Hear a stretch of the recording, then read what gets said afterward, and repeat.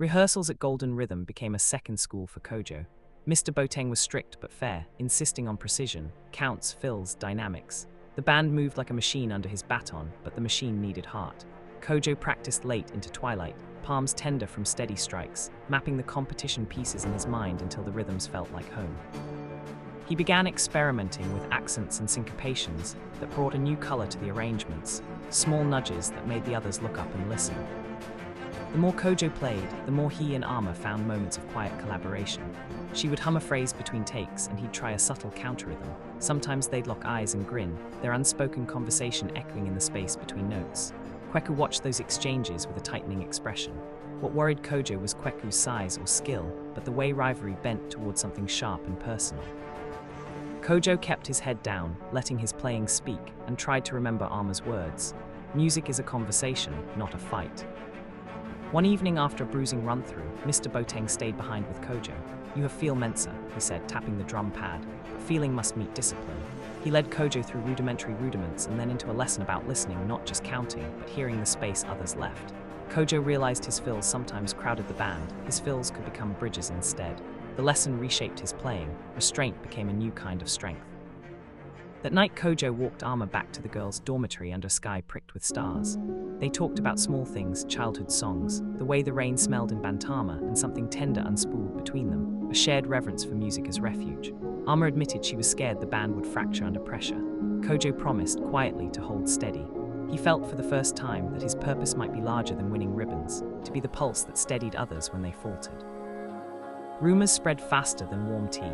A whispered tally of solos, a seed about who deserved the spotlight, and suddenly Kweku's glower became a rumor with teeth.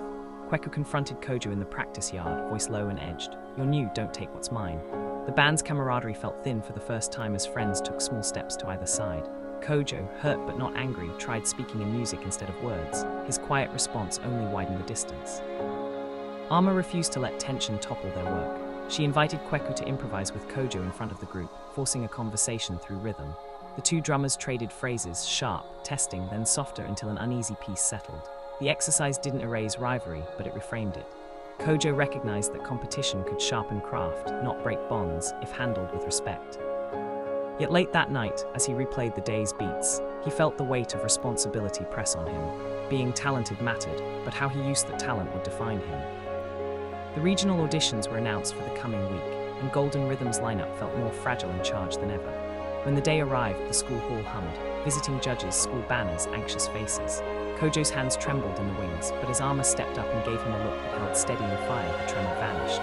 When the band launched into their chosen piece, Kojo played with a clarity that surprised even him, not to outshine, but to support. The audience leaned forward, the judges exchanged notes. Their performance earned polite applause and one judging card stamped with promising, refined dynamics. It wasn't the sweep they'd hoped for, but to Kojo it felt like a milestone, proof that teamwork trumped spotlight wrestling. Backstage, the band celebrated quietly. Kweku offered a curt nod that Kojo returned with a smile. Ama hugged him with genuine warmth, whispering, "We did this together." The prize, if it came later, would be sweeter because they had learned to beat as one. The night before the Ashanti regional competition, the band gathered for a final run in the moonlit practice yard. Lanterns swung, casting long, rhythmic shadows. Kojo felt the city's pulse in his bones, the distant trotro horns, the soft mutter of traffic, all the sounds of Kumasi folding into one breathing thing. He watched Ama from across the circle, her profile a calm lighthouse. Conversations softened into quiet focus. Each member tied their internal metronomes to one shared tempo. Alone later, Kojo sat by the dormitory window and played a slow solo on his knees, thinking of home, of his mother's blessing, and of how far a boy with 2 broken sticks could travel when people believed in him. He didn't think about trophies that night. He thought about steady hands and steady hearts.